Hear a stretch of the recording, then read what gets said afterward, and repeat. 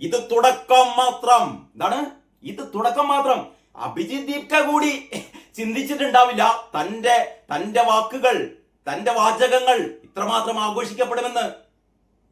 ഇത് അഭിജിത്ത് ദീപ്ക പറഞ്ഞതാണ്. പക്ഷെ മാതൃഭൂമി അതിനെങ്ങനെ എന്ത് ചെയ്യാ, പൊലിപ്പിക്കുകയാണ്. എന്ന് പറഞ്ഞാൽ ഇത് തുടക്കം മാത്രം.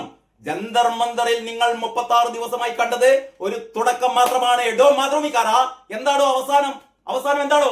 ബംഗ്ലാദേശിനെ പോലെ, ശ്രീലങ്കയെ പോലെ, നേപ്പാളിനെ പോലെ ഇവിടെ നരേന്ദ്രമോദി സർക്കാരിനെ അട്ടിമറിക്കുക എന്നുള്ളതാണോ? ഈ പാർലമെന്റിന് നേരെ പീരങ്കിപ്പട ഉപയോഗിക്കുക എന്നുള്ളതാണോ? തച്ച് തകർക്കുക എന്നുള്ളതാണോ നിങ്ങളുടെ ഈ അവസാനം? പറ. ഇത് തുടക്കം മാത്രം. ഏറെ ദൂരം പോകാനുണ്ട്. അഭിജിത്ത് ദീപ്കെ എന്നാണ് പറയുന്നെങ്കിലും ഇത് മാതൃഭൂമിയുടെ ആഗ്രഹമാണ്. അത് അഭിജിത്ത് ദീപ്കയുടെ വായി കൊണ്ട് തള്ളുകയാണ്. മറ്റൊരു പത്രവും ഈ രീതിയിൽ ഇതിനെ കൊണ്ടാടപ്പെട്ടിട്ടില്ല. എന്ന് പറഞ്ഞാൽ ഈ ഒന്നാം പേജിൽ ഏറ്റവും മുകളിൽ കണ്ണായ സ്ഥലത്ത് മാതൃഭൂമി ഇന്ന് പ്രതിഷ്ഠിച്ചിരിക്കുന്നത് ഇതൊരു തുടക്കം മാത്രമാണ്. ഇന്ത്യൻ ജനാധിപത്യത്തെ അപഹസിക്കുകയാണ് മാതൃഭൂമി. അതായത് ഇവിടുത്തെ ഭരണകക്ഷിയും ഇവിടെ പ്രതിപക്ഷങ്ങളും ഒക്കെ മൊണ്ണകളാണ്. ആകെ ഒരു സമര നായകനെയുള്ളൂ, അത് അഭിജിത്ത് ദീപ്കയാണ്. അഭിജിത്ത് ദീപ്കയ്ക്ക് പിന്തുണ നൽകുന്ന പാകിസ്ഥാനും ചൈനയും ഒക്കെയാണത്രേ ഇനി ഇന്ത്യ ഭരിക്കേണ്ടത് എന്ന് പറയുകയാണ്. ഞാൻ പറയുന്നില്ല, ഞാൻ വിശേഷിപ്പിക്കുന്നില്ല ഇവരെ കേട്ടോ. നിങ്ങൾ വിശേഷിപ്പിച്ചോ. ഇത് തുടക്കം മാത്രം. ഏറെ ദൂരം പോകാനുണ്ട്. പരീക്ഷാക്രമക്കേടിൽ വിദ്യാഭ്യാസ മന്ത്രി ധർമ്മേന്ദ്ര പ്രധാന്റെ രാജി ആവശ്യപ്പെട്ട് ജന്തർ മന്ദറിൽ നടത്തിയ സമരം വെറും തുടക്കം മാത്രമാണെന്നും ഇനിയും ഏറെ ദൂരം പോകാനുണ്ടെന്നും കോക്രോച്ച് ജനതാ പാർട്ടി സ്ഥാപകൻ അഭിജിത്ത് ദീപ്കെ. ആഹാഹാ. മാതൃഭൂമി ഇങ്ങനെ മയർ കൊണ്ടിട്ട് ഇങ്ങനെ മാതൃഭൂമിയുടെ ഹൃദയം ഇങ്ങനെ തുടിക്കുകയാണ്. എന്നിട്ടാണ് പറയുന്നത് ബാക്ക് പേജിൽ, സത്യം എന്ന ഉറപ്പ്. സത്യവും നിങ്ങൾ വായിക്കുന്നതും ഒന്ന് തന്നെയാണ്. സത്യവും നിങ്ങൾ വായിക്കുന്നതും ഒന്ന് തന്നെയാണ്. അച്ചടിച്ച മഷി കളവ് പറയില്ലത്രേ. അത് കഴിഞ്ഞിട്ട് മറ്റൊന്ന് ഏറ്റവും വലിയ തലക്കെട്ടാണ്, പെല്ലറ്റ് ഉപയോഗിച്ചത് തെറ്റ്. ഇങ്ങനെ അക്രമികൾ അഴിഞ്ഞാടിയാൽ അവരെന്ത് ചെയ്യണം? അവരെ തലോടുകയാണ് ചെയ്യേണ്ടത്. അവർക്ക് നേരെ പെല്ലറ്റുകൾ വെടിവെച്ച് കൊന്നില്ലല്ലോ. പെല്ലറ്റുകൾ ഉപയോഗിച്ചത് തെറ്റാണ്. ഇത് അങ്ങനെ ഒരു വാർത്ത പ്രചരിക്കുന്നുണ്ട്. അതായത് ഈ അർദ്ധ സൈനിക വിഭാഗം ഇങ്ങനെ ചെയ്യേണ്ടിയിരുന്നില്ല എന്ന തരത്തിൽ ഒരു റിപ്പോർട്ട് വന്നിട്ടുണ്ട് എന്ന ഒരു ഊഹാപോഹത്തിന്റെ അടിസ്ഥാനത്തിൽ തയ്യാറാക്കിയ അത് ഏറ്റവും വലുതായിട്ട്. അതേ സമയത്ത് ഇന്നത്തെ ഏറ്റവും പ്രധാനപ്പെട്ട ഒരു വാർത്ത എന്ന് പറയുന്നത് ഒതുക്കിയത് കണ്ടില്ലേ? അതായത് പ്രവേശന പരീക്ഷയ്ക്ക് ഈ ഉന്നതതല കർമ്മസമിതി ഇന്നേ വരെ ഒരു സർക്കാരും ചെയ്യാത്ത രീതിയിൽ ഇന്ത്യയിലെ ഏറ്റവും പ്രഗത്ഭരായ ഒരുപാട് വ്യക്തിത്വങ്ങളെ ഒരുമിച്ച് അണിനിരത്തിക്കൊണ്ട് ഒരു ഉന്നതതല കർമ്മസമിതി രൂപീകരിച്ചിരിക്കുകയാണ്. അതിന്റെ വാർത്ത ഒരു കോണകം പോലെ. ഇടതുഭാഗത്ത് ഇത് തുടക്കം മാത്രം, ഞങ്ങളിതാ വരുന്നു, ഇന്ത്യൻ പാർലമെന്റ് തച്ചുടയ്ക്കാൻ എന്ന ഒരു ആവേശം ഈ വാചകങ്ങളിൽ ഓരോന്നിലും പതുങ്ങിയിരിപ്പുണ്ട് കേട്ടോ. ഇപ്പോഴത്തെ അങ്ങനെ വല്ലതും വന്നാൽ പെല്ലറ്റ് പോലും ഉപയോഗിച്ചു പോകരുത്. എങ്ങനെയുണ്ട് ഇവരുടെ ആഗ്രഹം? ഉഷാറല്ലേ അല്ലേ? വാർത്താവിശേഷങ്ങളുടെ മറ്റൊരു എപ്പിസോഡിലേക്ക് സ്വാഗതം. ഞാനിന്ന് ആദ്യമായി ചെയ്ത വീഡിയോ ദേശാഭിമാനി പത്രത്തെക്കുറിച്ചുള്ള ഒരു വിലയിരുത്തലായിരുന്നു. അതിനുശേഷം ആ വീഡിയോയിൽ പറഞ്ഞ പോലെ നമുക്ക് അടുത്ത പത്രമായ മാതൃഭൂമിയിലേക്ക് കടക്കാം. ഞാൻ കഴിഞ്ഞ ഒരു 2-3 വീഡിയോകൾ ചെയ്തു മാതൃഭൂമിയുടെ വിശേഷങ്ങൾ. അതിന്റെ ഒരു അനുബന്ധം എന്ന് വേണമെങ്കിൽ നിങ്ങൾക്ക് കരുതാം. ഇന്നത്തെ മാതൃഭൂമി ഒന്നാം പേജ് നോക്കുന്നതിന് മുമ്പ് ഇന്നത്തെ മാതൃഭൂമിയുടെ ഒന്നാം പേജിനേക്കാൾ ഗംഭീരമാണ് മാതൃഭൂമിയുടെ ഈ അവസാന പേജ്. കണ്ടോ? കൺകുളിർക്കെ കാണുക. ഈ പേജിന്റെ വലത്തെ മൂലയിൽ കണ്ടില്ലേ ഒരു പരസ്യം? മാതൃഭൂമിയുടെ പരസ്യമാണേ. മാതൃഭൂമിയുടെ പരസ്യം എന്ന് പറഞ്ഞുകൂടാ. INS ഇന്ത്യൻ ന്യൂസ് പേപ്പർ സൊസൈറ്റിക്ക് വേണ്ടിയിട്ട് മാതൃഭൂമി തയ്യാറാക്കിയ ഒരു പരസ്യം. മാതൃഭൂമി എത്രമാത്രം അധപ്പതിച്ചിരിക്കുന്നു എന്നുള്ളതിന്റെ 1-ാം നമ്പർ തെളിവാണ് ഈ പരസ്യം. ആ പരസ്യത്തിന്റെ വിശേഷങ്ങൾ ഞാൻ പറയാം. അത് തന്നെ പറഞ്ഞുകൊണ്ട് തുടങ്ങാം. അത് തന്നെ പറഞ്ഞുകൊണ്ട് ഇന്ന് തുടങ്ങണം. കാരണം ഞാൻ അറിഞ്ഞിടത്തോളം കഴിഞ്ഞ കുറച്ച് കാലമായിട്ട് മാതൃഭൂമിയുടെ വരിക്കാര് ഒന്നൊന്നായി കൊഴിഞ്ഞു പോവുകയാണ്. മാതൃഭൂമി പത്രം വൻ പ്രതിസന്ധിയിലേക്ക് നീങ്ങിക്കൊണ്ടിരിക്കുന്നു എന്നുള്ളതാണ് നമുക്കറിയാൻ വേണ്ടി കഴിഞ്ഞത്. എന്ന് പറഞ്ഞാൽ വായനക്കാരുടെ എണ്ണം കുറയുമ്പോൾ സ്വാഭാവികമായും ABC-യെ കബളിപ്പിച്ചുകൊണ്ട് എത്ര കാലം അവർക്ക് ഈ പെരുപ്പിച്ച സർക്കുലേഷൻ കണക്കുമായി മുന്നോട്ട് പോകാൻ പറ്റുമെന്ന് സംശയമാണ്. അതുകൊണ്ട് സമീപ ഭാവിയിൽ മലയാളത്തിൽ ചരമമടയാൻ പോകുന്ന പത്രം മാതൃഭൂമിയാണ് എന്ന് ഉറപ്പിച്ച് പറയാം. കാരണം വായനക്കാർ കൈവിട്ട പിന്നെ പത്രത്തിന് ഒരു നിലനിൽപ്പില്ലല്ലോ. അത് തുടങ്ങുകയല്ല അത് എന്നേ തുടങ്ങിക്കഴിഞ്ഞു. അതിപ്പോ ഒന്നുകൂടി അതിന്റെ ഒരു ഒഴുക്ക് മാതൃഭൂമി വായനക്കാർ മാതൃഭൂമി പത്രം ഉപേക്ഷിച്ചുകൊണ്ട് പുറത്തേക്ക് വരുന്നത് കൂടുകയാണ്. നമുക്ക് ഈ പരസ്യത്തിലേക്ക് പോകേ. ഈ പരസ്യത്തിന്റെ കണ്ടില്ലേ, INS the Indian news paper society, അത് കഴിഞ്ഞിട്ട് മാതൃഭൂമി എന്താണ് ഇപ്പോ? യഥാർത്ഥ പത്രത്തിന്റെ ശക്തിയാണ് അത്ര മണ്ണാങ്കട്ട. എന്നിട്ട് ഇതിൽ പറയുന്നത് സത്യം എന്ന ഉറപ്പ് എന്നാണ് ഇതിന്റെ ഒരു തലക്കെട്ടെ. സത്യം എന്ന ഉറപ്പ്. ഇതിൽ പറയുന്ന ആന മണ്ടത്തരങ്ങൾ നിങ്ങൾക്ക് കേൾക്കാം. ആന മണ്ടത്തരങ്ങളല്ല, അത് നിങ്ങൾക്ക് കേട്ട് കഴിയുമ്പോൾ മനസ്സിലാവും. അതായത് ഞെട്ടിക്കുന്ന സത്യങ്ങൾ എന്ന കപടവേഷമിട്ട് നുണകൾ നിങ്ങൾക്ക് മുന്നിലെത്തിയേക്കാം. മനസ്സിലായോ? ഇതാണ് ഞെട്ടിക്കുന്ന സത്യങ്ങൾ എന്ന കപടവേഷമിട്ട് നുണകൾ നിങ്ങൾക്ക് മുന്നിലെത്തിയേക്കാം. പക്ഷേ ഞങ്ങൾ തേടുന്നത് സത്യമാണ്. മാതൃഭൂമി പറയാണ്, ഞങ്ങൾ തേടുന്നത് സത്യമാണ്. ഒരു പത്രം പറയുകയാണ്, ഞങ്ങൾ പറയുന്നത് കള്ളത്തരൊന്നും അല്ലട്ടോ, ഞങ്ങൾ പറയുന്നത് സത്യം തന്നെയാണ് ട്ടോ എന്ന് പറഞ്ഞ അതിന്റെ അർത്ഥം എന്താ? നിങ്ങൾ കേട്ടിട്ടുണ്ട് ഏതെങ്കിലും ഒരു പത്രം വായനക്കാരോട് പറയാണ്, ഞങ്ങൾ സത്യമേ പറയുന്നുള്ളൂ. ഇതിപ്പോ ഒരു തെളിവാണ്. ഈ പത്രം പറയുന്നത് മുഴുവൻ ശുദ്ധ കള്ളത്തരങ്ങളാണ് എന്നുള്ളതിന് മറ്റൊരു തെളിവ് വേണം. ഇതാ ഉളുപ്പില്ലാതെ പറയാണ്, പക്ഷേ ഞങ്ങൾ തേടുന്നത് സത്യമാണത്രേ. ഇത് മറ്റൊന്ന്, മാതൃഭൂമിയുടെ ഏറ്റവും വലിയ ഇവരുടെ ഒരു കള്ളത്തരം മനസ്സിലാക്കണമെങ്കിലേ, ഇത് മാതൃഭൂമി മറ്റെല്ലാ പത്രങ്ങൾക്കും വേണ്ടി സംസാരിക്കുകയാണ്. അതാണ് ഇന്ത്യൻ ന്യൂസ് പേപ്പർ സൊസൈറ്റിയുടെ ഒരു ലേബലില് ഇവര് അച്ചടി മാധ്യമങ്ങൾക്ക് മൊത്തം അതിന്റെ അട്ടിപ്പാറ അവകാശം മാതൃഭൂമി ഏറ്റെടുത്തിരിക്കുകയാണ്. അതായത്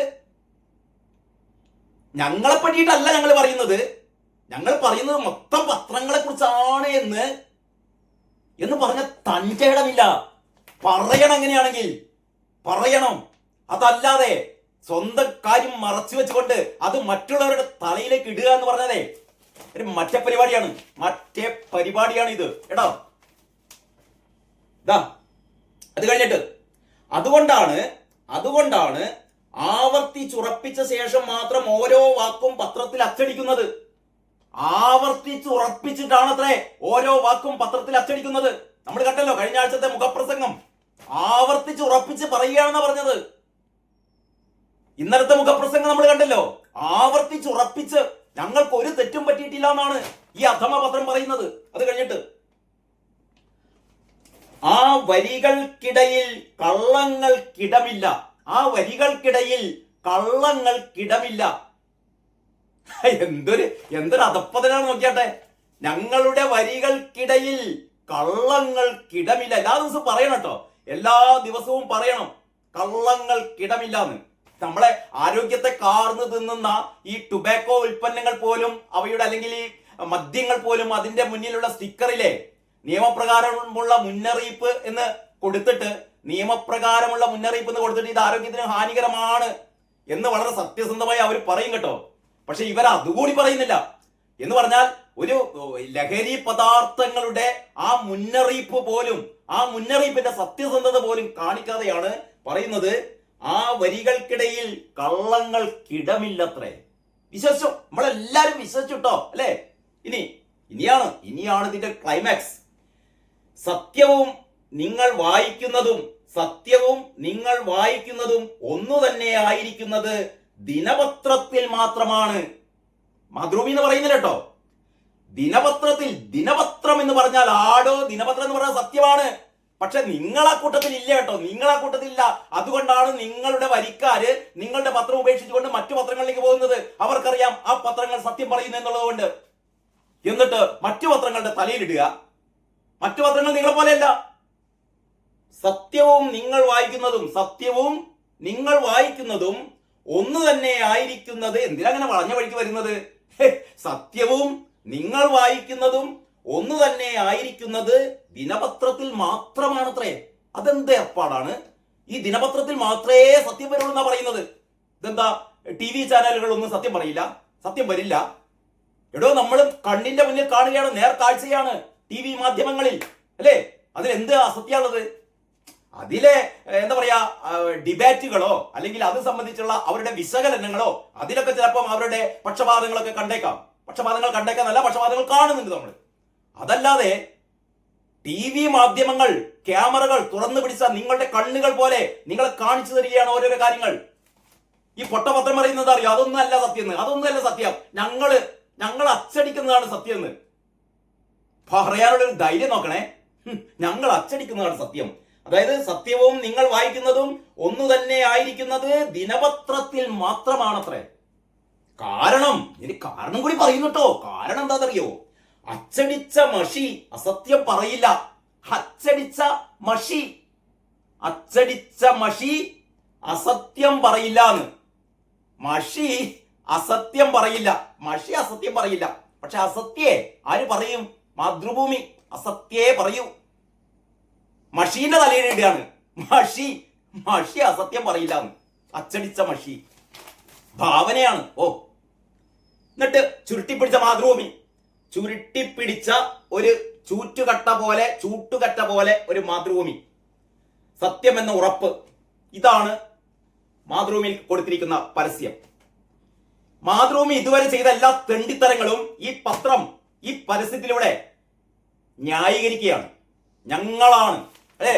മാതൃഭൂമി പറയാണ് ഞങ്ങൾ എന്ന് പറഞ്ഞാൽ മാതൃഭൂമി മറ്റു പത്രങ്ങളെക്കാൾ കൂടെ കൂട്ടുകയാണ്. എന്നിട്ട് പറയാണ് ഞങ്ങളാണ് സത്യസന്ധം. ഇവിടുത്തെ മറ്റ് പരമ്പരാഗത TV ചാനലുകൾ, യൂട്യൂബ് ചാനലുകൾ ഒന്നും സത്യമല്ല, ഞങ്ങളാണ് സത്യം പറയുന്നത്. എന്ത് കാര്യം? ഇനി നമുക്ക് ഒന്നാം പേജിലേക്ക് പോകാം. എന്താണ് തലക്കെട്ട്? എന്താണ്? മായ്ക്കാനാകില്ല. ആ ജന്തർ മന്ദറില് ഈ കോക്രോച്ച് ജനതാ പാർട്ടിക്കാരും ഈ പറയുന്ന രാജ്യവിരുദ്ധരും എല്ലാം കൂടി അവിടെ ആകെ ജന്തർ മന്ദിർ ആകെ നാശകോശാക്കിയിരുന്നു. ടൺ കണക്കിന് മാലിന്യങ്ങളാണ് അവിടെ നിന്ന് മാറ്റിക്കൊണ്ടിരിക്കുന്നത്. അതിന്റെ ചുമരുകളൊക്കെ ഇവരുടെ മുദ്രാവാക്യങ്ങളാൽ ആകെ വൃത്തികേടാക്കി വെച്ചിരുന്നു. അതൊക്കെ പെയിന്റ് അടിച്ച് വൃത്തിയാക്കുകയാണ്. അപ്പം മാതൃഭൂമി പറയാണ് മായ്ക്കാനാകില്ല. കോക്രോച്ച് ജനതാ പാർട്ടി അവിടെ എഴുതി വെച്ച സാധനം. ഞാൻ ഇന്നലെ പറഞ്ഞു, ഇത് കൂറകൾ ഏറ്റെടുത്തു.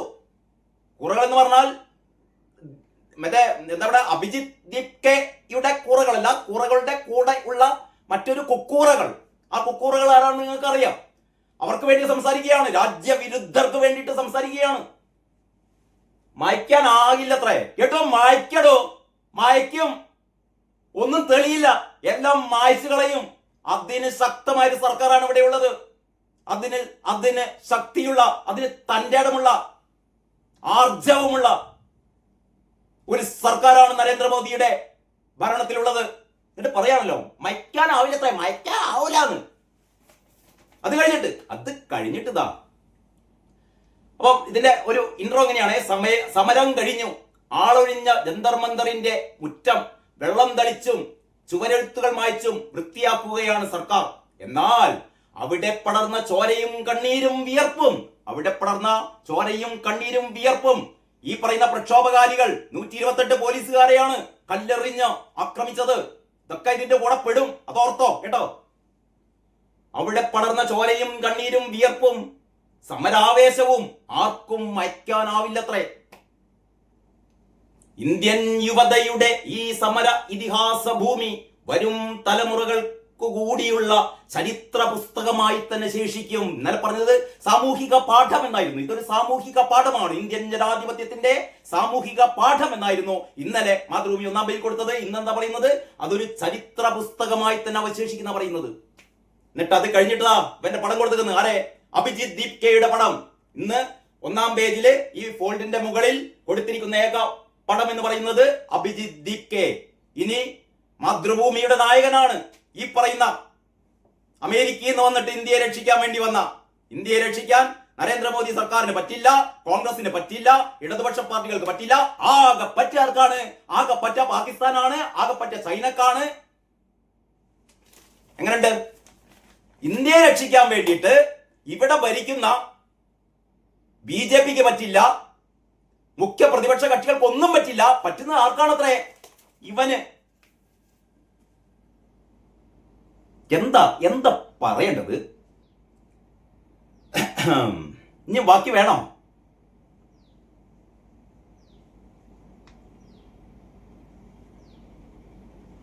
മതി. ഇന്നത്തേക്ക് ഇത്ര മതി.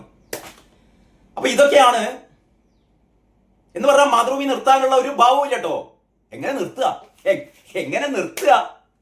കാരണം ഇതിന്റെ അണിയറയിൽ പ്രവർത്തിക്കുന്നവർക്ക് കൃത്യമായ അജണ്ടയുണ്ട്. ഞാൻ ഇന്നലെ പറഞ്ഞ പോലെ ഇവരിങ്ങനെ വെള്ളം ഇങ്ങനെ ചൂടാക്കി പക്ഷെ തവളകളൊക്കെ ചാടിപ്പോവുകയാണ്. അവസാനം വെള്ളം ചൂടാക്കി തിളയ്ക്കുന്ന ആ വെള്ളത്തിൽ ആരൊക്കെയാണോ ഈ തിളപ്പിച്ചുകൊണ്ടിരിക്കുന്നത്, തിളപ്പിച്ചവർ തന്നെ ആ ചൂടുവെള്ളത്തിലേക്ക് പുറത്ത് ചാടിയ തവളകൾ പിടിച്ചിടും കേട്ടോ. അതിനുള്ള ദിവസം വിദൂരമല്ല എന്ന് നമ്മുടെ രാജ്യത്തെ, അല്ലെ, നമ്മുടെ ഭാരതത്തെ ശിഥിലീകരിക്കാൻ വേണ്ടി ശ്രമിക്കുന്ന ഒരാളെയും ഈ രാജ്യത്തെ സ്നേഹിക്കുന്നവർ വെറുതെ വിടില്ല എന്ന് ഓർമ്മിക്കണം. ഓർമ്മകൾ ഉണ്ടായിരിക്കണം. അത്രയേ പറയുന്നുള്ളൂ. ഇനി മറ്റ് പത്രങ്ങളുടെ വിശേഷങ്ങൾ അടുത്ത വീഡിയോയിൽ. അതുവരെ എല്ലാവർക്കും നന്ദി, നമസ്കാരം.